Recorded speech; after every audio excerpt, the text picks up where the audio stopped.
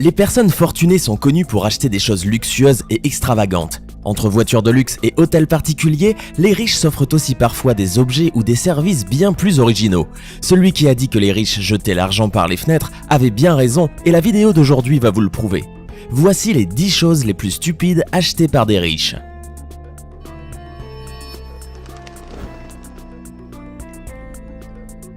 Une coupe de cheveux. Connaissez-vous le Brunei? Je parie que non. Ce minuscule État est dirigé à l'ancienne par le sultan Hassanal Bolkiah, longtemps considéré comme l'homme le plus riche du monde. Il a pris le pouvoir en 1967 et règne en monarque absolu depuis l'indépendance de Brunei du Royaume-Uni en 1984. En plus des fonctions de chef d'État et de chef du gouvernement, le sultan de Brunei cumule les statuts de Premier ministre, ministre de la Défense, ministre des Finances, recteur de l'université, chef de la police, chef suprême des forces armées et commandeur des croyants. Le tout dans une monarchie de droit divin, car en plus, le sultan est investi par Dieu et n'a de compte à rendre qu'à celui-ci.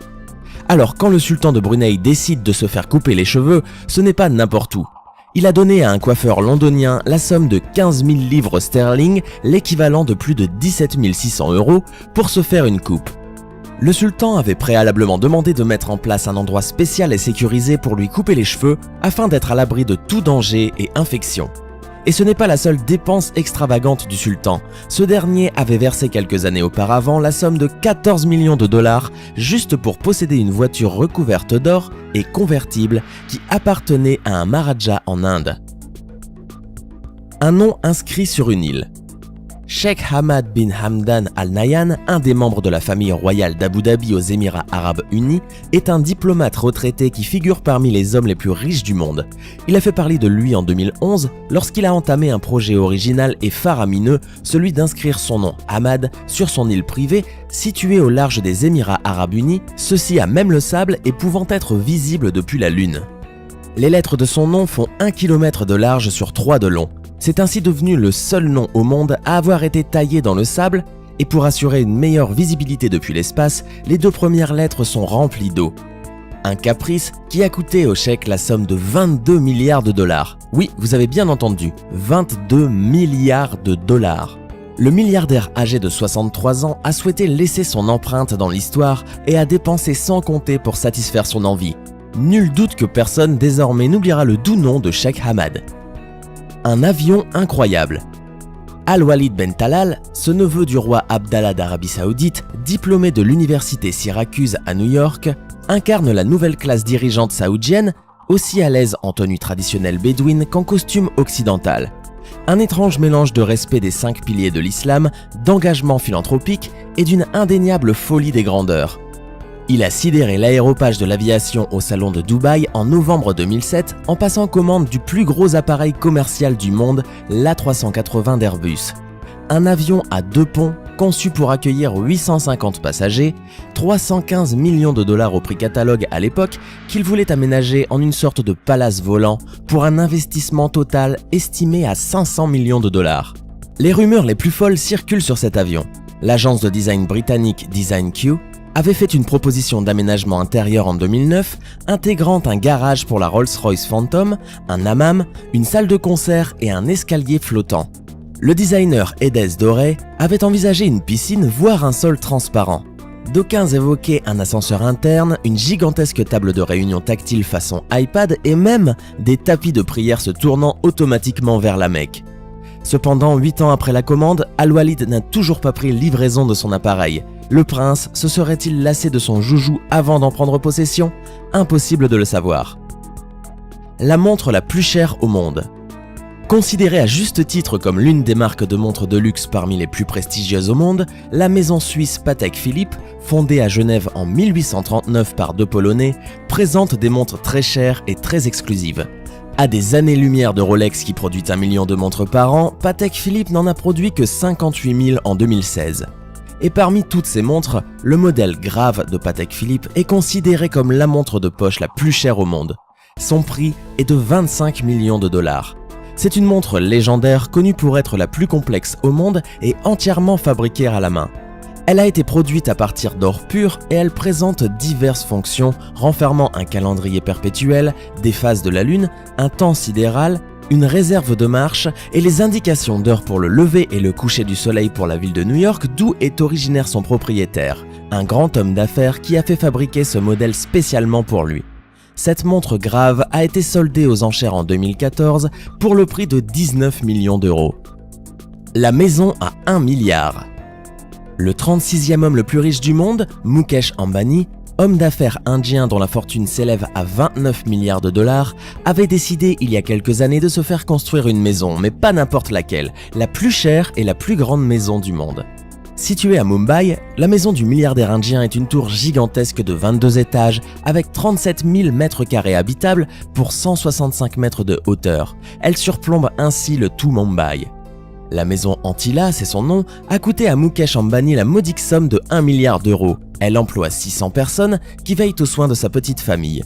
Ce gratte-ciel privé est la plus grande maison habitable du monde. Une chirurgie plastique pour ressembler à un chat. Il y a quelques années, Jocelyn Wildenstein était une grande et belle blonde qui faisait tourner bien des têtes sur son passage. En 1978, elle rencontre et épouse Alec Wildenstein, l'aîné de la famille milliardaire de New York. Ils auront 2 enfants, Gian et Alec Jr., nés en 1979 et 1980. Mais très rapidement, le milliardaire se lasse de Jocelyn et commence même à la tromper. La jeune femme qui veut plaire à tout prix à son mari qu'elle s'en s'éloigner peu à peu, entame alors peu après de lourdes opérations de chirurgie esthétique. Et puisqu'Alec aime les félins, Jocelyn décide de faire modifier son visage pour ressembler à un chat. Elle y parvient et au prix de 4 millions de dollars et se défigure au point d'être surnommée la fiancée de Wildenstein en référence à la fiancée de Frankenstein. Jocelyn a tout fait pour ressembler à un chat et le résultat n'est pas du tout fameux. Des pommettes et un menton déformé, des yeux remontés et une bouche trop gonflée, la jolie blonde s'est déformé le visage. Tout ça pour son mari qui finira quand même par divorcer. Aujourd'hui en 2017, Jocelyn Wildenstein est seule et complètement ruinée. Le tableau de Willem de Kooning. Stephen A. Cohen, dont la fortune s'élève à 13 milliards de dollars, est le fondateur de la société SAC Capital Advisor, est un grand collectionneur de tableaux. Sa dépense la plus chère a été la peinture de Willem de Kooning intitulée Woman Free, qui lui a coûté 60 millions de dollars. C'est un tableau qui représente une femme peinte avec des couleurs ternes et ayant des lignes brouillées. Ce tableau est en fait la 4e peinture la plus chère jamais vendue. Un yacht Eclipse. L'homme d'affaires russe Roman Abramovich, propriétaire du club de football Chelsea, possède une fortune estimée à 9 milliards de dollars. Il est connu pour être l'un des plus grands acheteurs de yachts.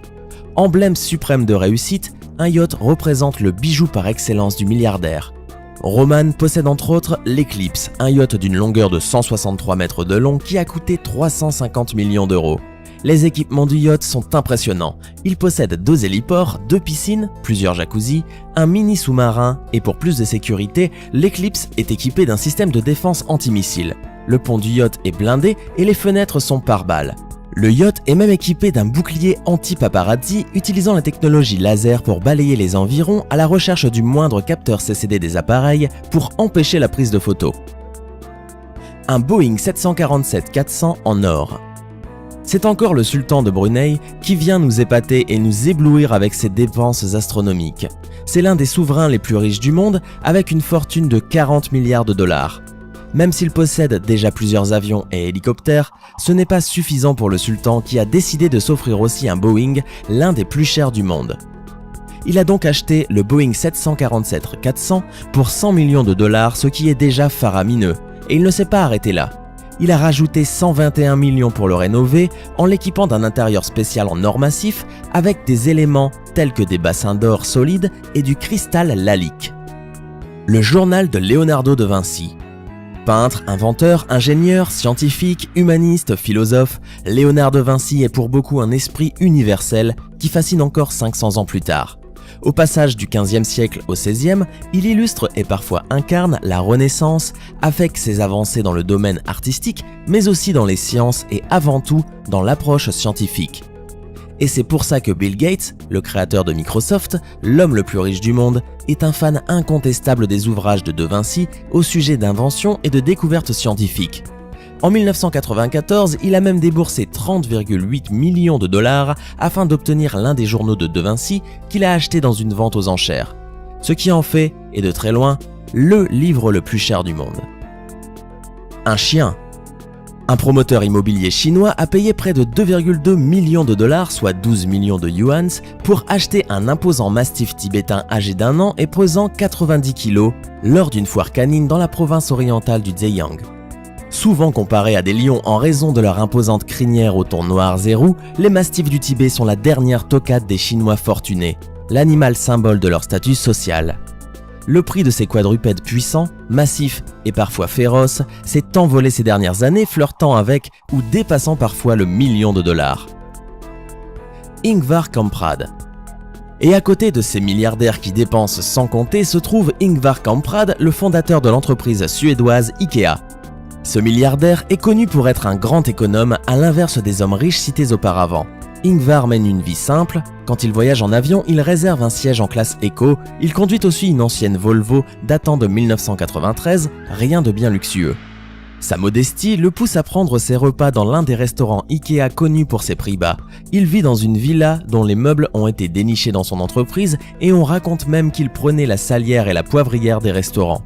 Il conseille aussi souvent à ses employés de rester modestes et économes, leur demandant d'écrire sur les 2 faces d'une feuille avant de la jeter.